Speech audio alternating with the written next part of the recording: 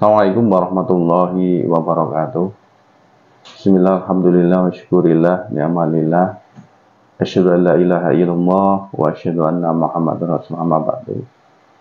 Pemirsa cahaya Tuhan yang dimuliakan Allah, di hari yang baik di bulan suci Ramadan, kita selalu meningkatkan amal ibadah kita untuk meraih ampunan dan maghfirah dari Allah Subhanahu wa Ta'ala. Karena di bulan yang baik, insya Allah semua amal ibadah kita akan dilipat gandakan. Oleh karena itu, marilah kita selalu mendekatkan diri kepada Allah Subhanahu wa Ta'ala. Semoga mendapatkan hidayahnya maupun maghfirahnya. Yang kedua, salawat dan salam kita cepat curahkan kepada Nabi Muhammad SAW, karena beliaulah sebagai uswah kita yang menyontohkan mana yang hak dan membedakan mana yang batil. Pemirsa cahaya Tuhan yang dimuliakan Allah, pada kali ini saya akan menyampaikan tentang hukum dan hak asasi manusia ditinjau dari Islam. Sejak Rasulullah diutus oleh Allah Subhanahu wa Ta'ala, innama bu'istu liutammima makarimal akhlak. Sesungguhnya Rasulullah diutus oleh Allah untuk menyempurnakan akhlak. Inilah sebagai pondasi kita bahwa akhlak menjadi tonggak utama untuk membentuk karakter manusia, baik hubungan dengan hablum minallah dengan hablum minannas antar manusia. Hak asasi adalah hak yang diberikan Allah kepada manusia sejak lahir, mulai dari dilahirkan sampai meninggal akhir hayatnya. Diberikan hak hidup, hak makan, hak bernapas, hak kesehatan. Tetapi hak semuanya itu ada batasannya.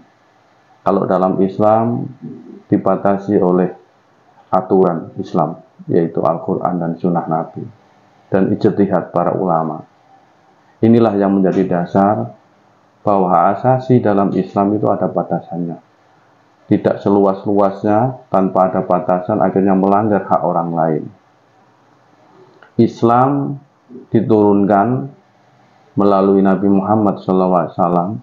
Ini membawa risalah tauhid yang membawa pencerahan di muka bumi ini.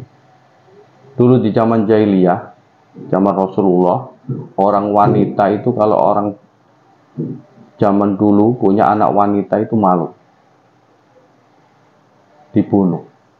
Setelah Islam hadir, Islam melindungi manusia, tidak membedakan laki-laki maupun perempuan. Semuanya punya hak yang sama di hadapan Allah dan Rasulnya. Itulah Rasulullah. Beliaunya diutus menyempurnakan akhlak, paling utama tauhidnya, yang kedua akhlaknya, supaya manusia ini biar berhubungan satu dengan yang lain, tidak membedakan suku dan agamanya.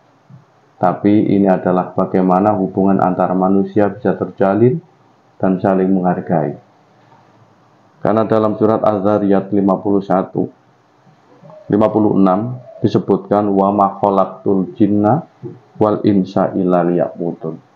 Allah menciptakan jin dan manusia kecuali hanya untuk menyembah kepada Allah. Inilah jalan utama kita.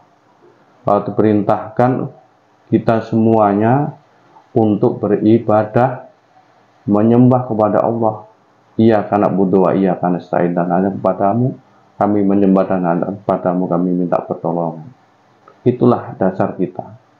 Makanya di dalam hak asasi manusia, Islam sangat menghargai, sangat toleransi, dan posisi hak asasi manusia di dalam Islam sangat menjadi pondasi utama dalam membentuk masyarakat yang benar-benar menjadi masyarakat baldatun thayyibatun warabun ghafur.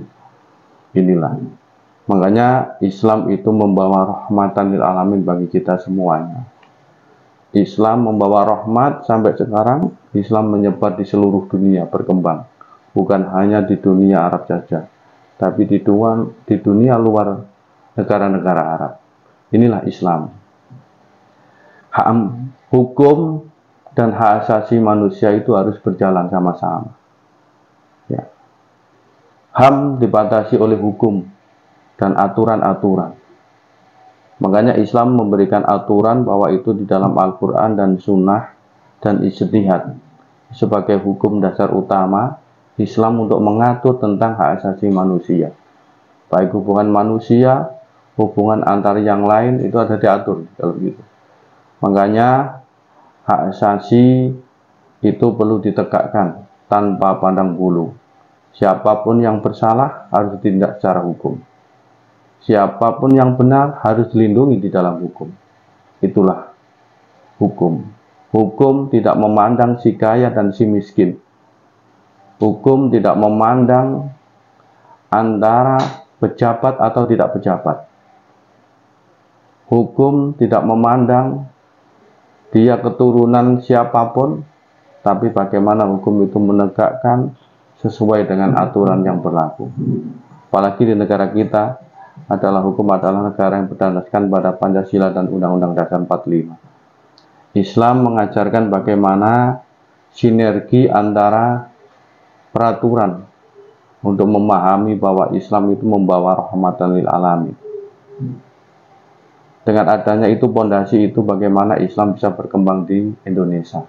Makanya hak asasi ini bagaimana Islam itu mengedepankan terjaganya umat manusia tanpa melihat siapapun orangnya.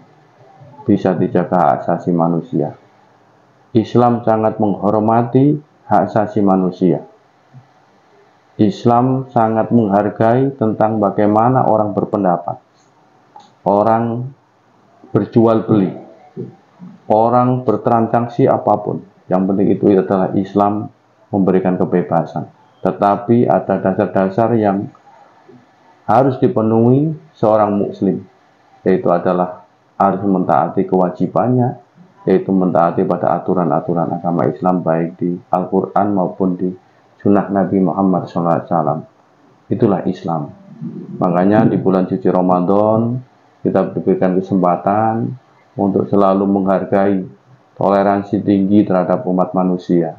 Apalagi di bulan Ramadan kita merasakan lapar dahaga untuk mengingatkan kita bagaimana kita untuk saling menyantuni saudara-saudara kita. Itu bagian dari hak dari saudara-saudara kita untuk mendapatkan santunan. Itu bagian dari HAM.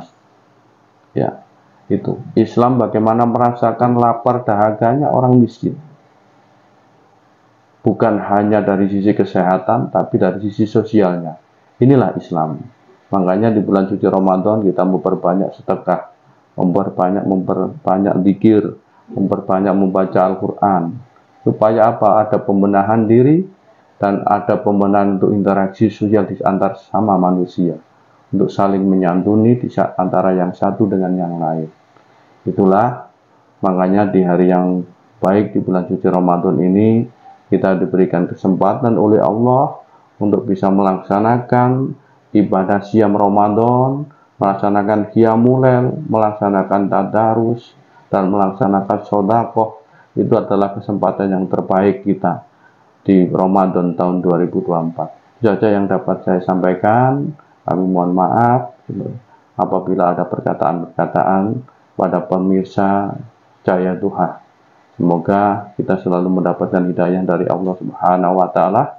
Saya akhiri bila taufik wal hidayah wal minkum. Wassalamualaikum warahmatullahi wabarakatuh.